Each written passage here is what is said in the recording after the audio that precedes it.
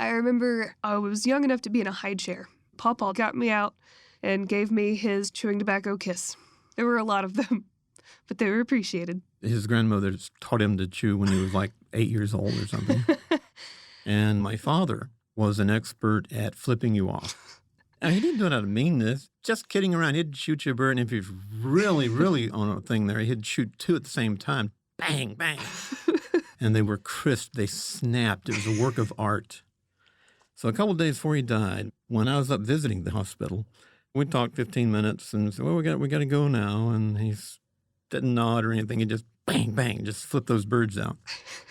And as we were coming home, I looked into the sky and I saw a cosmic finger.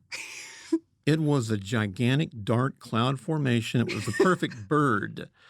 And I said, Mel, look at this.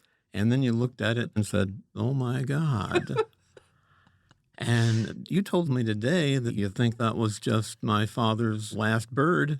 I'm out of here. I'm done. That was fun. Honest, it was there. It was the clearest cloud formation I've ever seen. Whenever I see a big cloudy day and big storm clouds roll past, I look for him. You know, right after he died, I had a dream that I was in the house. And he was just sitting there with his hands across his belly like he usually did, just looking at me. Like, you know, it's cool. You'll be okay. Yeah. That's something to think about.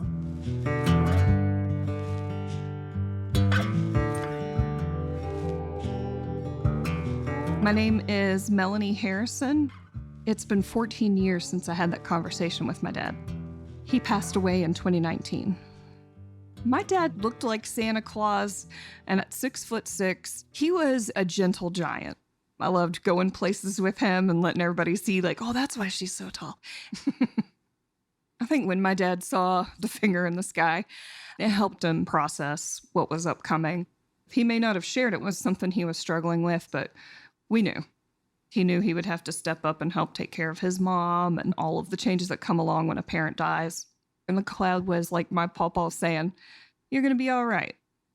When my dad passed, I had dreams very similar to the dream that I had of his father after he passed.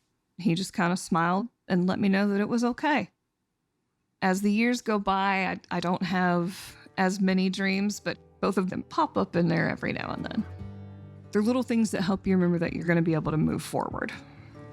And it's always good to see them again.